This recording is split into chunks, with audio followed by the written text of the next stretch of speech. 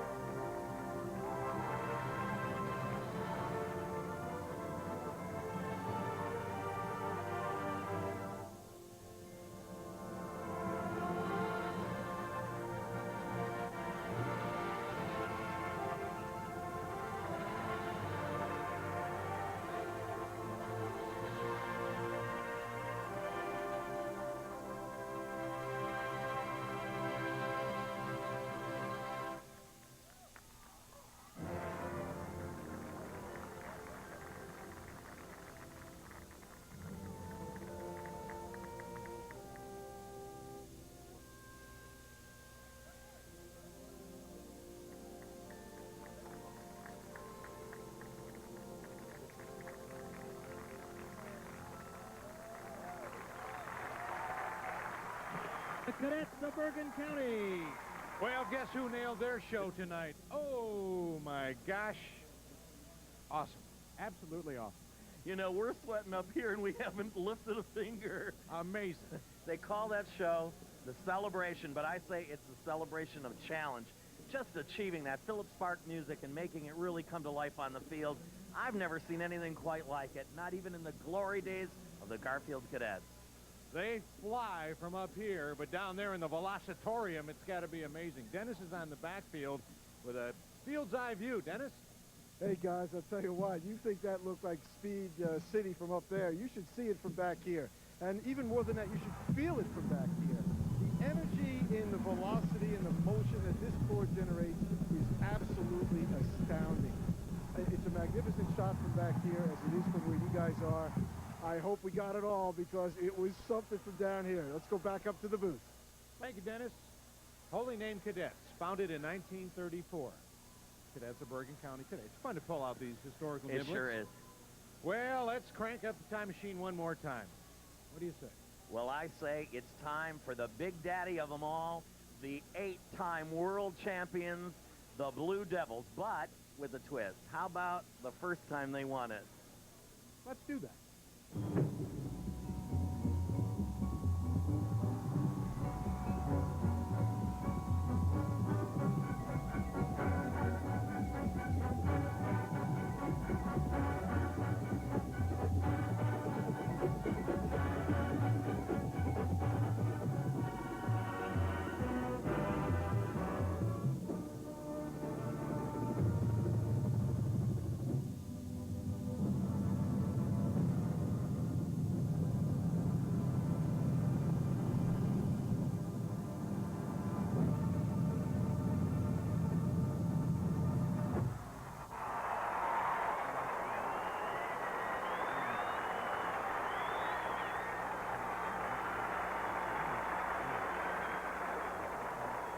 What a difference 21 years can make. From their first championship to the current try at the big title. Let's see if they can make it number 9 with a really exciting show as time goes by. Based on Casablanca. We're going to begin with A Night in Tunisia. 1997, Blue Devils. Blue Devils may take the field for competition.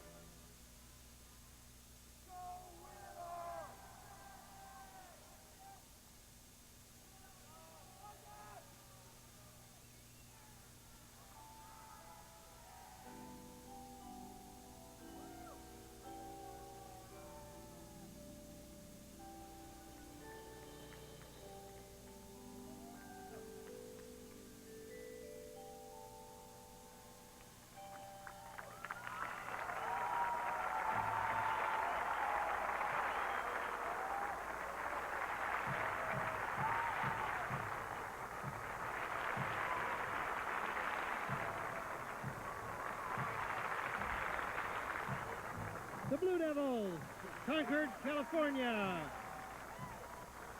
Well, sweetheart, they didn't get to become 8-time champions by not showing up on game day. Wow. Bogey, bogey, bogey. They were perfection. Unbelievable. When you say performance, you have to say the Blue Devils have raised it to a new level. This has been a great final show. We'll talk more about it and bring you the scores momentarily, but boy, what a fantastic night. Unbelievable. And it's been a great night here in Orlando as well. Disney people being great hosts. Yes, indeedy. The corporate outreach here is something to see as Drum Corps International and the corporate world continues to interweave. Sponsorship at both the DCI level and the individual corps levels are yielding many different kinds of dividends for everyone concerned. Once the corporate world discovered stock car racing, NASCAR took off in a big way.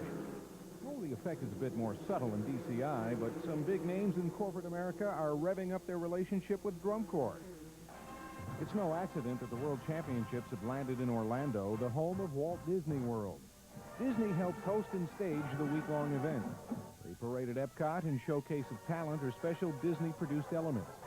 The Disney hand is also evident around the Citrus Bowl, turning the competition into a festive event. Drum Corps fans and DCI benefit, and so does Disney. What's in it for Disney is an opportunity to work with youth and an opportunity to further the arts. It's an art form that Disney doesn't do. We don't do corps at Disney, but it gives us the chance to do something and to participate in something that has a value, an entertainment value, first off. And that's what Disney does. Creativity, entertainment, the sheer magnitude of watching a finals event is exciting. IBM's involvement is very different. IBM and Drum Corps? Yes, indeed. Most visibly, IBM is producing this telecast for DCI and PBS. IBM has also designed and set up DCI's new computer website on the internet.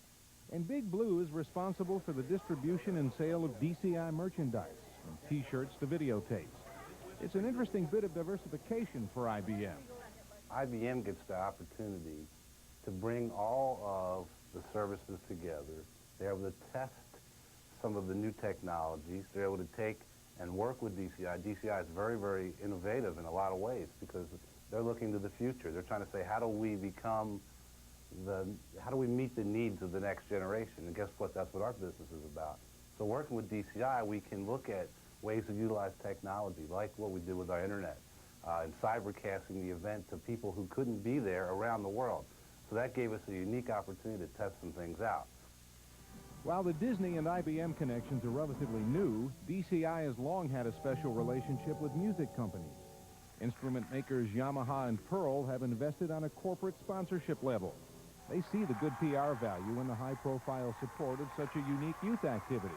But there's some marketing wisdom here, too.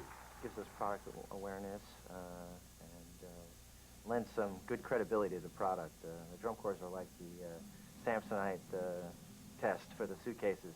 If the product can hold up to what they do with it every summer, then it'll definitely handle anything a high school could throw at it. Yamaha's philosophy is to produce instruments that are made for the enjoyment of life, for the enrichment of life. And so really our tie-in with Drum Corps International is really a perfect fit. The musical instruments and the ability to look at this activity as very much an educational sense. Many of these kids that are involved in the activity are going to go on and become music educators, future music educators, and so we find tremendous value as far as our involvement with Yamaha and the association with Drum Corps International. To that end, many companies have entered into separate promotional deals with individual drum corps. Symbols to marching shoes, these companies are finding that it pays to have a drum corps endorsement. So what's next? Well, who knew where corporate involvement would eventually steer NASCAR? Who knows where it may ultimately steer DCI? Earlier this week, DCI's smaller Division II and III corps competed for their respective world titles. The winners came from two different ends of the country. Taking the Division III championship for the third consecutive year, the Mandarins from Sacramento, California. Winning the Division II championship, the Spartans from Nashua, New Hampshire. Here are tonight's scores. In 12th place with an 85.0, Carolina Crown. In 11th with an 85.6, the Blue Coats of Canton, Ohio. The Hometown Magic finish in 10th at 85.7. In 9th, 88.2, the Blue Knights of Denver. The Glassmen finish a strong 8th at 90.0. In 7th, the Cavaliers at 92.8. The Crossmen making one of the moves of the night, finishing in 6th at 93. In 5th place, the Madison Scouts with a 93.9. 4th, the Phantom Regiment breaking that tie and finishing with a 94.2. 3rd place, the Santa Clara Vanguard at 96.9. 2nd, the Cadets of Bergen County with a 97.6. And winning their 9th championship, the Blue Devils of Concord, California with a 98.4. Boy, this has been some silver anniversary soiree here in Orlando. I think across the board we're in agreement that this has been the finest caliber of finals we've seen in a long time. You know, I think that of the 26 corps that performed on Thursday, at least 20 of them are clearly better than they were a year ago. Plus, you have the Glassmen going from 13th last year, breaking 90, leaping all the way up to 8th. You have the Crossmen making a gigantic move into the elite category. It was just a phenomenal week. Hey, Michael, at the top of the pack, we had any three. The top guys could have won it, and it was just quality all the way. It was quality all the way. It was such an exciting show. We saw actually a top 7 this year with the Crossmen in addition. I think we saw the 2 Midwestern powerhouses break their tie, with Phantom coming out just a little bit ahead for 4th. What a show. I've never seen something like it. It's a nice way to mark a 25th anniversary, I'd have to say. On behalf of my colleagues,